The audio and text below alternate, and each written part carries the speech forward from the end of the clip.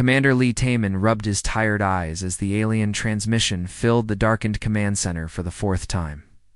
The coffee in his mug had gone stone cold hours ago, but he couldn't look away from the holographic display showing star charts of distant worlds burning under enemy fire.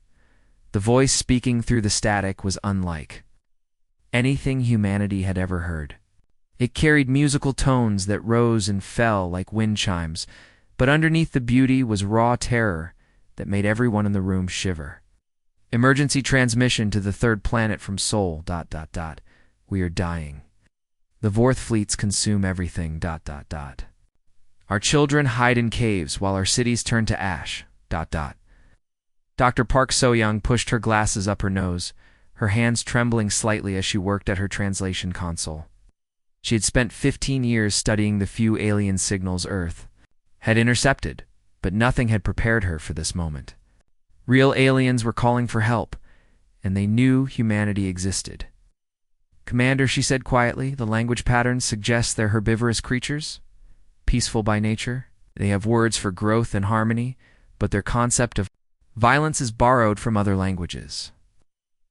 Lieutenant Kim Do-hae looked up from her tactical station, her young face serious beyond her years. "Sir, I've been analyzing their star charts. The Vorth Empire has conquered 17 star systems in the past decade. They're not just winning battles, they're wiping out entire species."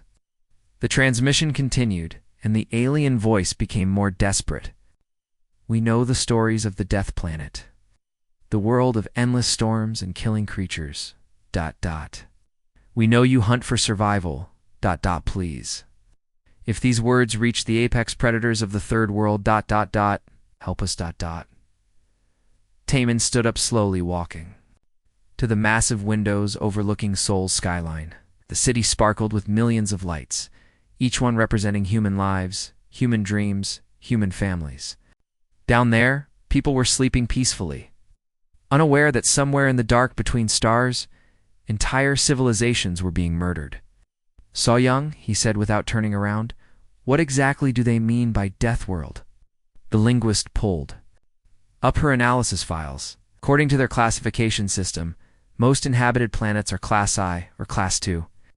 Gentle gravity, stable weather, no natural predators. Earth is, well, they don't even have a proper classification for us. They just marked it as impossible survival world in their databases. Do-hae added quietly, "They list Earth's gravity as crushing. Our weather is violently unstable, and our ecosystem is dominated by killing machines.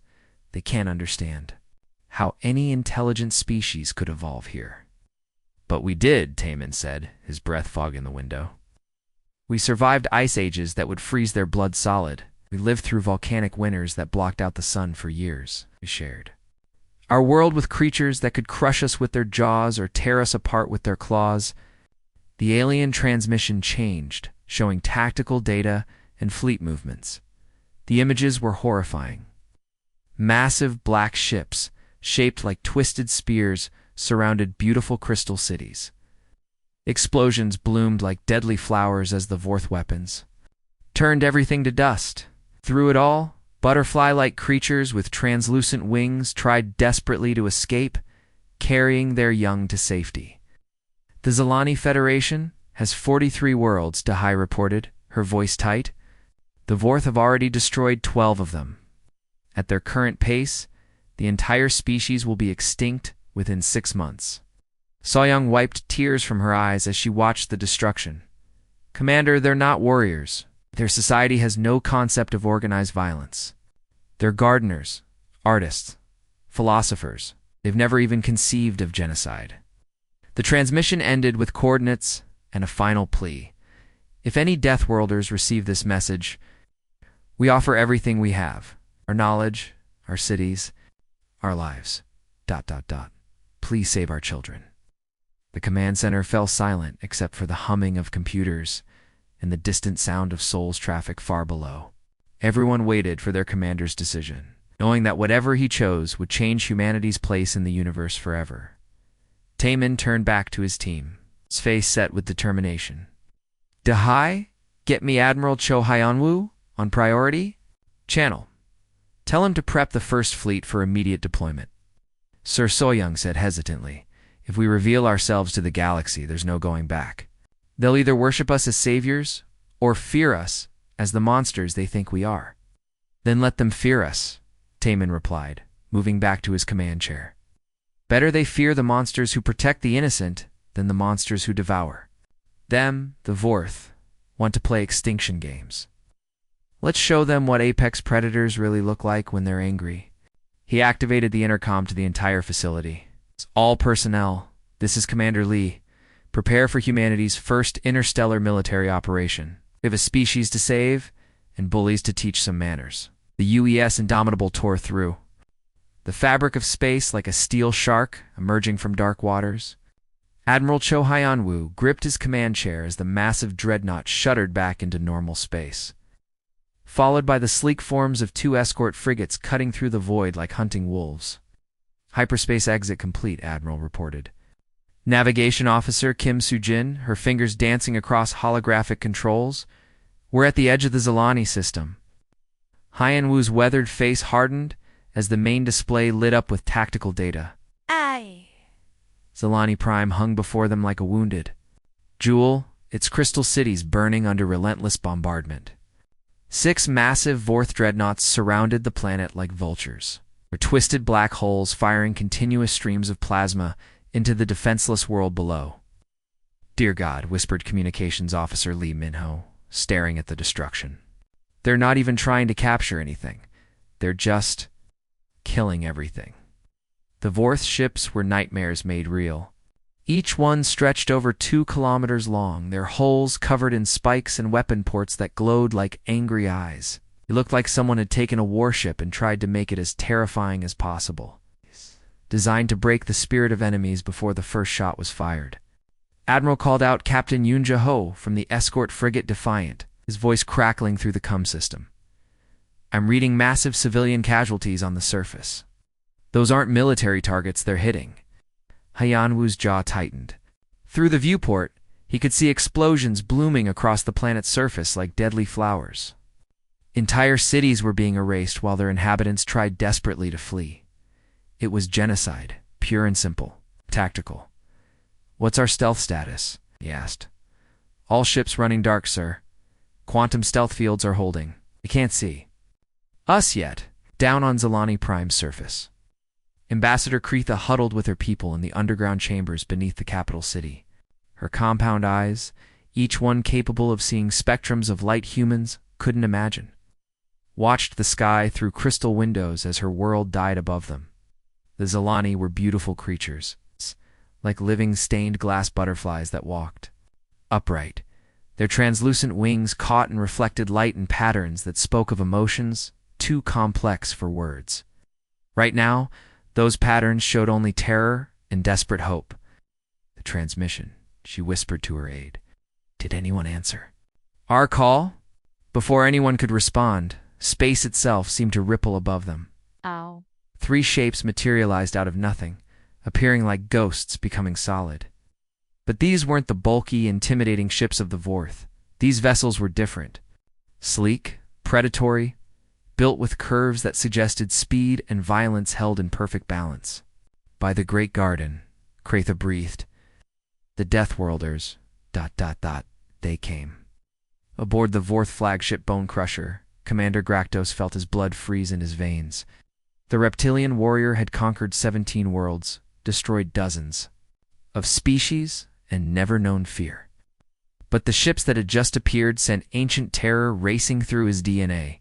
Impossible, he hissed, his forked tongue tasting the air nervously. The legends, ... The myths from the dark reaches, ...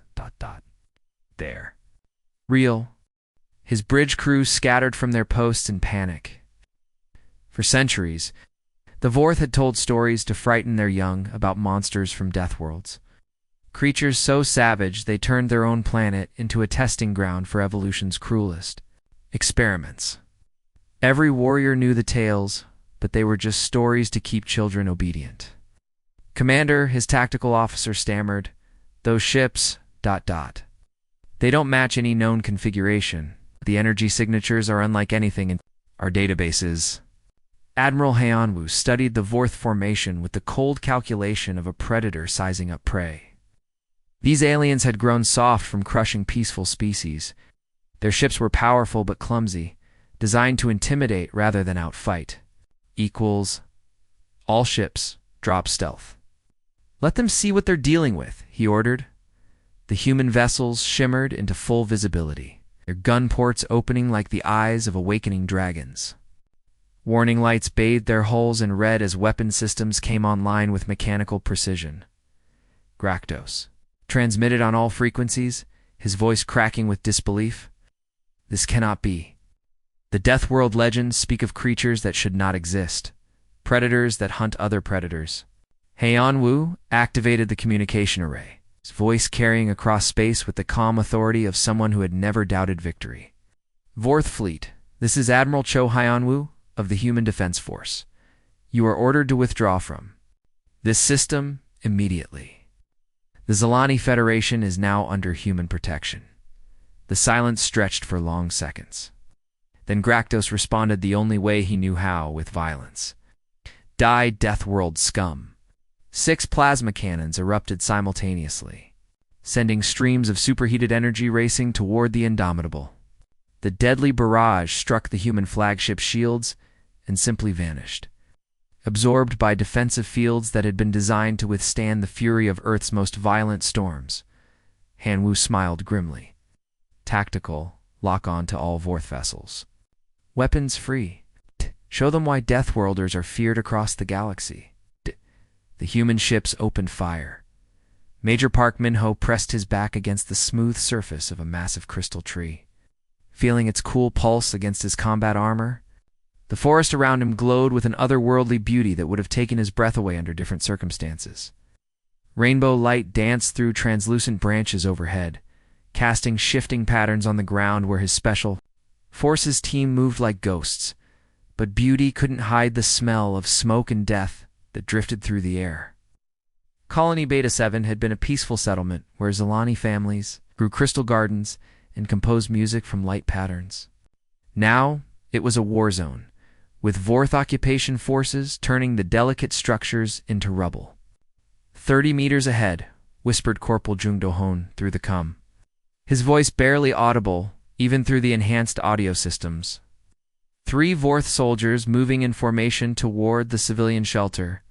Min-ho activated his tactical display, watching as his team's positions appeared as blue dots scattered throughout the crystal forest.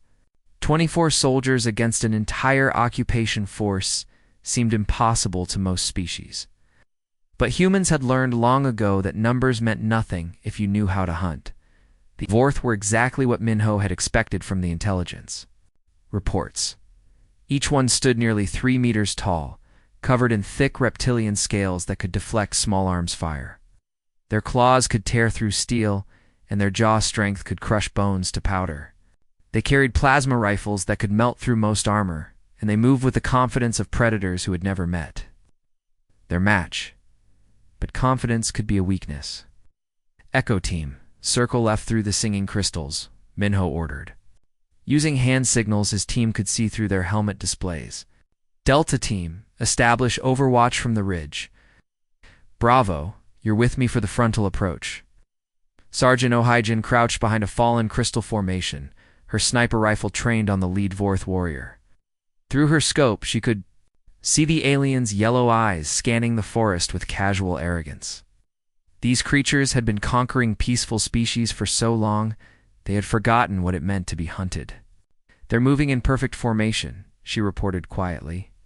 Straight lines, no tactical awareness. They expect everything to run away from them.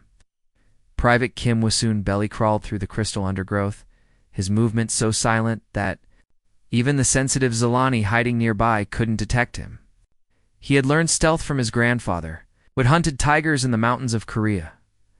The old man always said that the best hunters made themselves invisible, not just to the eyes, but to the mind. The Vorth patrol passed within arm's reach of his hiding spot, their heavy footsteps crunching on crystal fragments. Usung could smell their musk, hear their harsh breathing, feel the vibrations of their movement through the ground. Everything about them screamed dominance and aggression. Perfect. Min-ho. waited until the aliens were exactly where he wanted them, then clicked his come once. The signal rippled through his team like electricity through a neural network. The forest exploded into chaos. Echo Team opened fire from the left flank, their shots precisely aimed to wound rather than kill. The Vorth roared in fury and charged toward the muzzle flashes exactly as Minho had predicted. Creatures that had evolved as apex predators always responded to threats with direct aggression, but the humans had already melted away into the crystal. Shadows, contact left, bellowed the lead Vorth in his guttural language. Deathworlders in the Singing Grove. The alien squad wheeled toward the last known position, their plasma weapons lighting up the forest with deadly energy. Crystal trees exploded into rainbow fragments as the superheated bolts found their targets. But they were shooting at empty air. Delta Team struck from the ridge, their shots coordinated to create maximum confusion. The Vorth spun toward this new threat, but before they could bring their weapons to bear, Bravo Team hit them from behind. It wasn't just the attacks that broke the Vorth formation, it was the silence between them. The humans struck like lightning, then vanished like smoke. One moment they were there, the next they were gone, leaving only the echo of gunfire and the smell of ozone. "Where are they?" screamed one of the Vorth warriors, firing wildly into the crystal canopy. "Show yourselves, cowards." That was when Wusung made his move. The young private had crawled behind the panicking alien and now rose like a shadow. Placing his rifle barrel against the creature's neck, one pull of the trigger and the Vorth crumpled to the ground. The remaining aliens fired in all directions, their careful formation dissolving into panic. They had never faced enemies who used their own aggression against them. Every charge led to empty air. Every battle cry was answered with silence. Within minutes, the patrol was eliminated. The humans emerged from the crystal forest like spirits, materializing from mist, their weapons still ready. Their movements coordinated with inhuman precision in the civilian shelter beneath the colony. Ambassador Kretha felt the vibrations of battle fade away. The butterfly-like alien trembled as she led her people to the surface, not knowing what they would find. What they discovered was their colony intact, the Vorth occupation force neutralized, and 24 human soldiers standing guard over. Their children, Minho, removed his helmet, revealing a face that was surprisingly young and kind. His dark eyes held gentleness that seemed impossible after witnessing such efficient violence. "Your people are safe," he told Kretha in carefully. Practiced Zelani, his pronunciation rough but sincere. The ambassador approached him with cautious steps, her translucent wings reflecting patterns of awe and terror. "Your species, ... You make war like it's an art form. How do you switch between such violence and such compassion?" Minho looked out. Over the crystal forest where his soldiers were already helping Zelani civilians rebuild their damaged homes, we learned long ago that the strongest predators aren't always the ones with the biggest claws. Sometimes protecting what you love means becoming something others fear. Dr. Seo Ji-hoon walked into the Galactic Council chamber feeling like he was entering a living nightmare. The massive dome stretched above him like a cathedral made of light and crystal. But it was the occupants that made his skin crawl with instinctive unease. 40-7 different species surrounded him in a perfect circle, and every single one of them was staring at him like he was a monster that had just walked out of their darkest legends. Some had compound eyes that reflected his image hundreds of times. Others possessed tentacles that writhed nervously as he passed. A few looked almost human, but their movements were too graceful, too perfect. Lacking the subtle aggression that marked his own species, Representative Seo Ji-hoon of the human species announced the Council's AI mediator, its voice echoing through translation matrices that rendered his name into dozens of alien languages simultaneously. "You may present your testimony." Ji-hoon activated his holographic projector, and suddenly Earth appeared floating above the chamber floor. But this wasn't the peaceful blue marble that most humans love to admire. This was Earth as it really was, a world of violence and beauty locked. "An eternal struggle? This is our home," he began, his voice steady, despite the weight of hundreds of alien eyes upon him. "For 4.5 billion years, It has been trying to kill everything that lives on it. The hologram shifted, showing the planet's violent birth from cosmic collisions and molten rock. Then came the first mass extinction event, a cataclysm. That wiped out 90% of all life. The alien representatives gasped and chittered in their native languages as they watched entire species vanish in moments. This happened 5 times, Ji-hoon continued. Ice ages that froze our world solid for millions of years. Supervolcanoes that blocked out the sun with ash and poison. Asteroid impacts that turned our oceans to steam. Every time life started to flourish, something came along to destroy it. Counselor Vexara, of the Althari species, beings that looked like living flowers with petals for faces, began to tremble. So violently that her neighboring delegates had to steady her. How did anything survive? The hologram changed again, showing the age of dinosaurs. Massive predators stalked across the display, their jaws capable of crushing cars.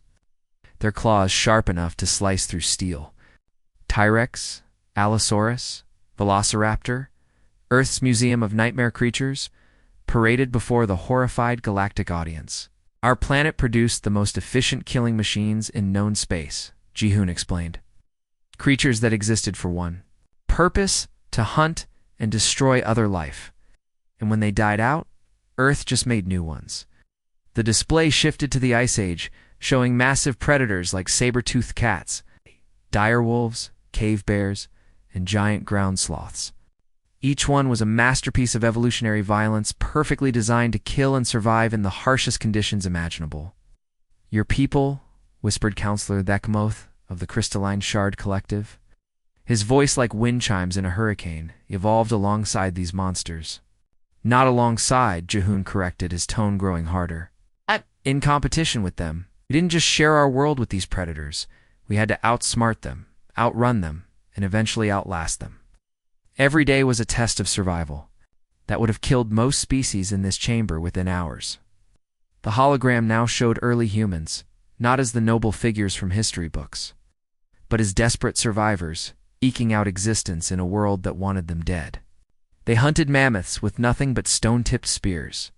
They faced cave bears in hand-to-hand combat. They survived ice ages that would have frozen the blood of most galactic species.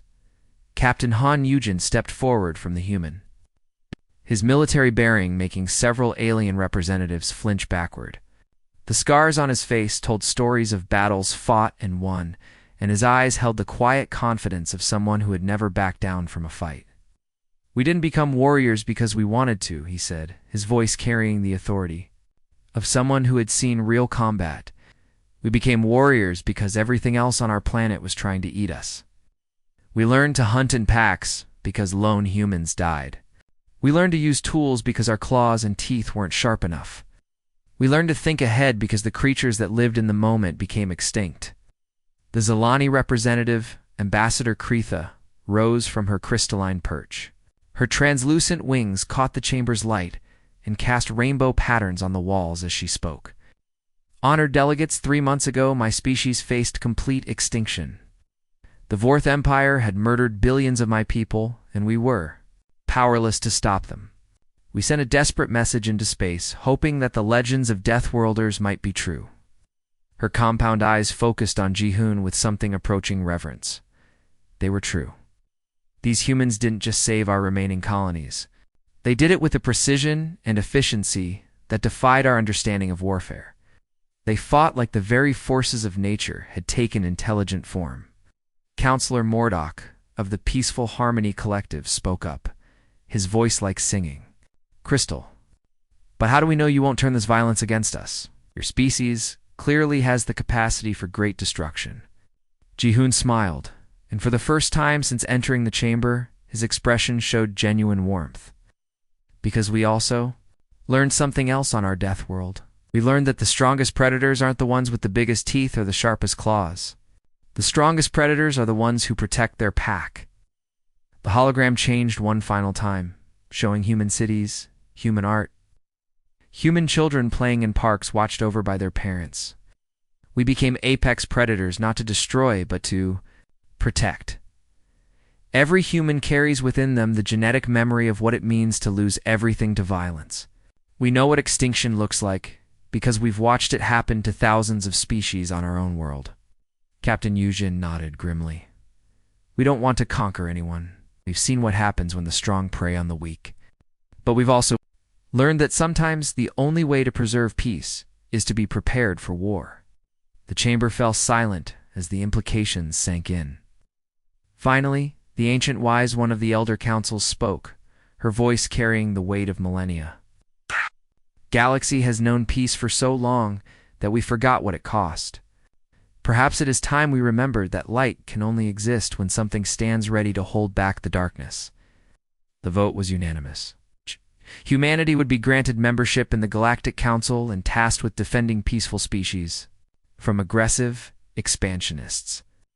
The Deathworlders had found their place among the stars, not as conquerors, but as guardians. Admiral Lee Sujin stood at the center of Harmony Station's command deck, surrounded by holographic displays that showed the pulse of an entire galaxy.